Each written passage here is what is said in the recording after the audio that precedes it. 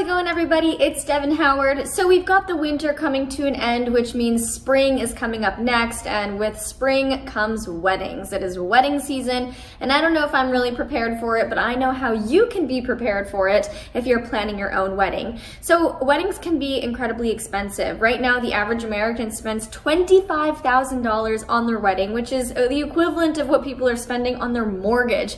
So I decided that I should make a video to walk you through the steps on how you can save money while also having a memorable romantic wedding. So let's get into it. The first step is to create and stick with a budget. When you're setting a budget, it's important to look at the savings. How much do you and your partner have together? What are any family members willing to contribute? And also you want to consider the monetary gifts that you might receive that could potentially offset some of the costs. So all of those are important factors in establishing that budget. The next thing that you want to do is create a spending limit. So your spending limit should really be looked at as a sort of guideline, like your ideal amount that you would like to spend. The chances are you'll probably go over, so it's smart to create a 10 to 20% cushion so that if you do end up having to go over due to some last minute changes with your wedding plan or any last minute decorations that you want to get, whatever can come up, you can account for that and not stress out about it. An example of something that might pop up last minute, maybe you're planning your wedding for the summer, but you get an unexpected downpour. You'll definitely want to get a tent to help keep your guests dry on your wedding day, and that tent might not have been something that you really accounted for to begin with, but you'll need it now. Next up, you want to create a checklist, and I recommend doing that by getting a wedding organizer, like a little planner, a little agenda that can help you keep everything written out and organized and easily accessible, easy to find.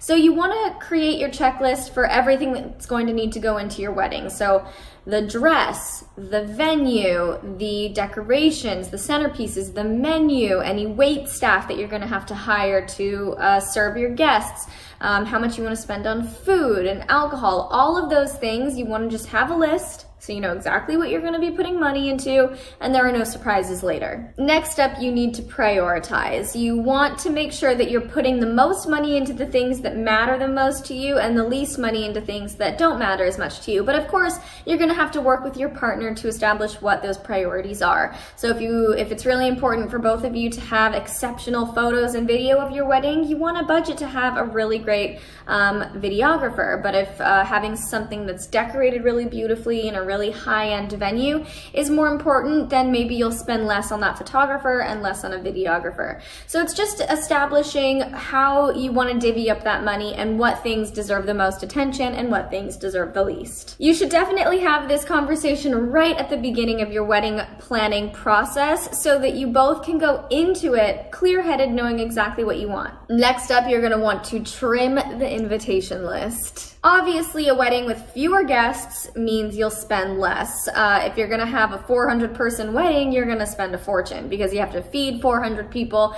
get the wait staff to account for that many people, find a venue that's big enough to hold that many people. So all of that really adds up. So if you're really looking to cut costs, keep it a small affair with friends, close friends and family only. A good way to do this is to create a max number of people that you're willing to invite, and then hopefully you can kind of cut it down from there and really figure out who exactly you would like to have at that wedding. Another way to save money in your wedding planning process is to choose an off-season wedding date. Venues will typically charge less in colder months, so fall and winter. So if you want to go to a really gorgeous venue but you want to save some cash, plan for a November wedding. Summer weddings are always going to be a lot more expensive because that is high time to get married. So try to do something that's a little bit outside of the summertime season, and you will actually find that it's less of a stress on your bank account. Another way to make sure you're not spending too much money on your wedding is to choose a non-traditional venue. What I mean by a non-traditional venue is something that's not a restaurant, not a hotel, not a winery. Those venues always are very expensive because they're in demand, and that's what everybody thinks of when they think of a wedding.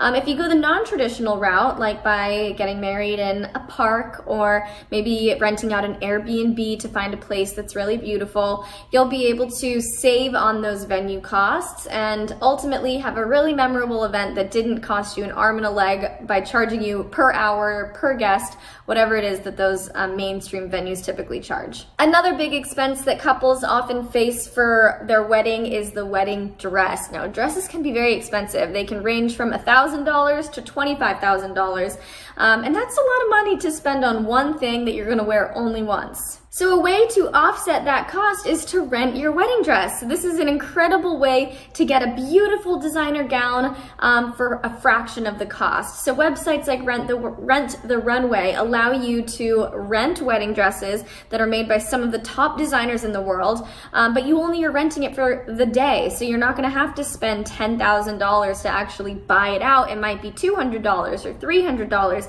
which will be a huge savings on your wedding day budget. And you'll be able to wear something that's super beautiful and won't take up space in your closet for years to come. Another major expense that you'll see when you're planning your wedding is food and drinks. So food and drinks can get very expensive, especially if you have a lot of guests. So you want to look for a catering service that's going to be affordable, but still obviously delicious. So you don't necessarily need to have the fanciest, most high-end, upscale looking food, because that's not always going to taste good, especially when they're having to prepare it for a large number of people. Buffet style weddings are often going to be a lot cheaper than a full service wedding, so that's a great way to cut down on the cost of food. You can also do a non-traditional menu, something that maybe honors your heritage. If you're from the South, you can go for like fried chicken or mac and cheese, things that are not so expensive to prepare, but that will be meaningful to you and your family. Maybe you can have a Chinese or a Thai buffet. That would be really interesting and also a cool way to showcase some of the food from different cultures. Maybe if you are Asian, if you are Thai or Chinese, then it might be a great way to, you know, show that off. So that's a cool way to save some money and have a memorable meal at your wedding. If you have friends or family who are great cooks, you guys can also plan on catering the wedding yourself. It sounds like a lot of work, but it could end up being cheaper in the long run. You just want to be able to put the time into that to make sure that you can prepare that much food for that many people. Another really expensive thing that you might be spending money on your wedding day is alcohol. A survey actually showed that most people can't tell the difference between a $5 and $50 bottle of wine. So instead of getting the most expensive bottle you can find just to impress your guests,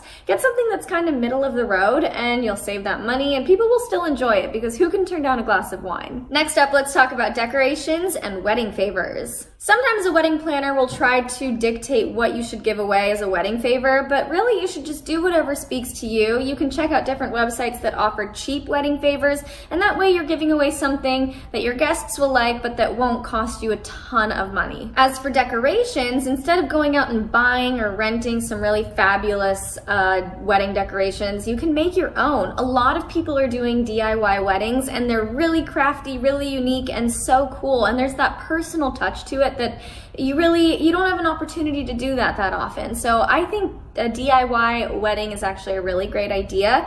Pinterest has a ton of ideas for things that you can make for your own wedding, like paper mache decorations and handmade faux flower decorations, so something to definitely look into. Remember that your wedding is all about you, so don't do anything just because your best friend did it or just because your mom wants to see it.